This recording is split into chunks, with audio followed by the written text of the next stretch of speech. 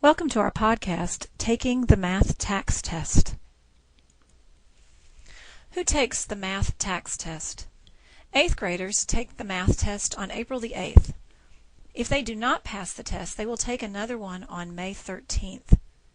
Any 8th grader that does not pass either of the first two offerings will take another test during the summer. All 8th graders must pass the Math TAKS test in order to move on to the 9th grade. 6th and 7th graders will take their Math TAKS test on April 29th.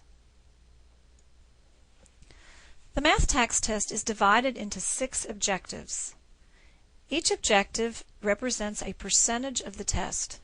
Take a moment to familiarize yourself with the different categories of math skills tested on the TAKS test.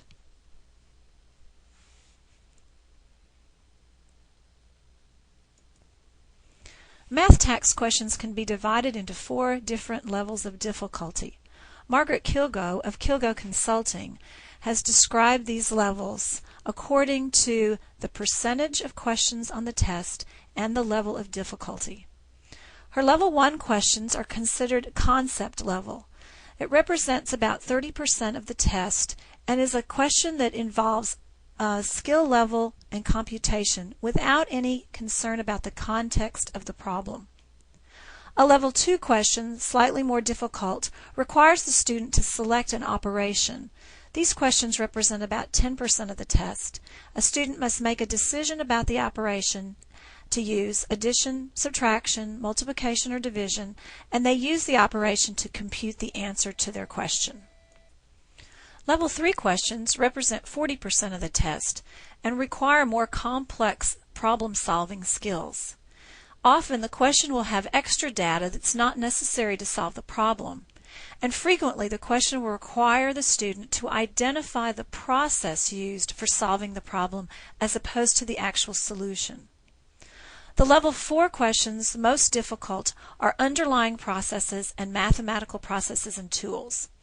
These questions represent 20% of the test and require the student to use a real-life problem situation, make a decision about the operation to use or the formula to use, and will also require the student often to select the correct process to be used rather than actually the answer to the question.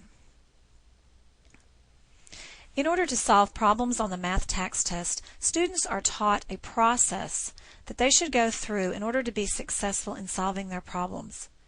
The first thing a student should do is read the test question very carefully. Underline key words and numbers, especially the word not. Students frequently overlook the word not and then select an incorrect answer. The second step is to draw a picture or other graphic representation that helps the student focus his or her mind on the process they will use to solve the problem. The next step is to decide which operation to use: addition, subtraction, multiplication or division, ratios, and proportions. Then write a formula, an equation, or a number sentence. Eliminate unreasonable answers. Solve to get the answer, and then put the answer back into the problem to see if it makes sense. That last step is important for a student to find out whether their answer really makes sense in the context of the problem given. In order to be successful in actually taking the Math TAKS test, it's important that students are careful. Every piece of work that a student does should be written in the booklet, so there'll be a trail when they want to check their work. When using formulas from the formula chart, a student should write the formula down in the test booklet first, then plug the numbers into the formula. Frequently, students will go straight to their numbers and miss a part of the formula. Drawing a picture, especially with geometry problems, a square, a triangle, if a picture is drawn and labeled, students are much more successful in solving these types of problems. Circle the correct answer in the test booklet and then bubble the Scantron. Check work by doing especially multi-step problems a second time. Review the bubbled answers at the end of the test to make sure that the bubbled answers match the answer that was selected in the test booklets. During practice tests, students often tell us that they had the correct answer in their booklet, but they bubbled the wrong answer. There are some test-taking strategies a student can use when they do not know the answer to a question. The first piece of advice is not to linger on any one question.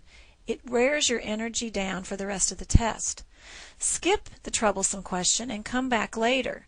Make sure you circle, mark, or fold down the corner on the page where you skipped the question. Do not guess without thinking. Eliminate unreasonable answers. Try to narrow your choices down to 2 before guessing. Try plugging every answer choice into the problem to see which one might make sense or which one might work. Some problems work very well with this strategy.